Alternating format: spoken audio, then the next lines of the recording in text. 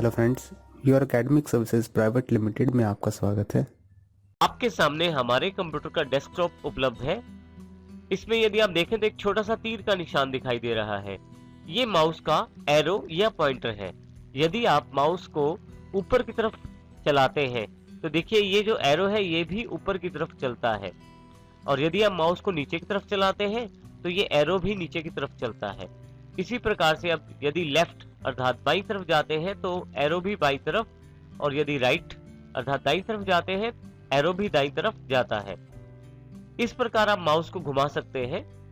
इसके अतिरिक्त यदि आप किसी फाइल को सिलेक्ट करना चाहते हैं, किसी आइकॉन को सिलेक्ट करना चाहते हैं, डेस्कटॉप पे उपलब्ध किसी भी प्रोग्राम को यदि आप सिलेक्ट करना चाहते हैं, किसी फाइल को सिलेक्ट करना चाहते हैं या किसी आइकॉन को सिलेक्ट करना चाहते हैं तो आप सिंगल क्लिक का प्रयोग कर सकते हैं। जैसे कि मैं यहाँ पे कंप्यूटर आइकॉन को सिलेक्ट करना चाहता हूँ तो मैं सिंगल क्लिक कर देता हूँ। आप देखेंगे कि इसके आसपास एक छोटी सी बाउंड्री तैयार हो गई है और ये सिलेक्ट हो गया है। इसी तरह से यदि मैं डेली वर्कआउट को सिलेक्ट करना चाहता हूं तो वहां क्लिक कर दूंगा।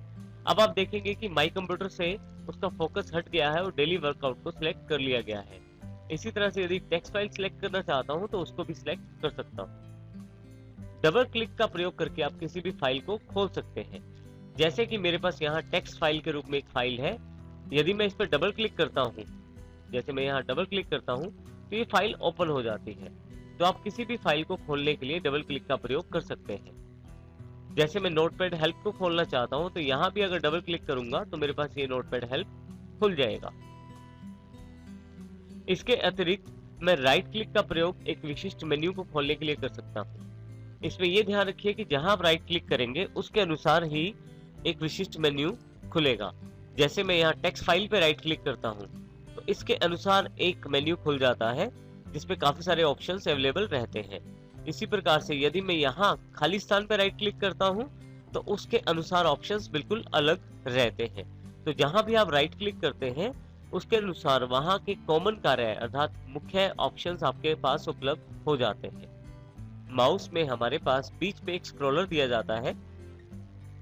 यहाँ मैं नोटपैड हेल्प वाली फाइल को खोल लेता हूँ। अब आप देखेंगे कि हमारे पास जो फाइल है उसका जो टेक्स्ट है वो ज्यादा है। इस फाइल को मैं मैक्सिमाइज कर लेता हूं।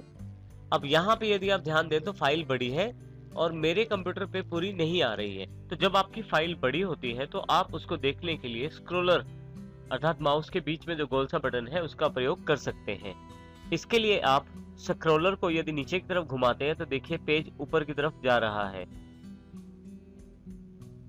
और यदि आप ऊपर की तरफ स्क्रॉलर को घुमाते हैं तो पेज ऊपर की तरफ जाता है। इस प्रकार आप स्क्रॉलर का प्रयोग कर सकते हैं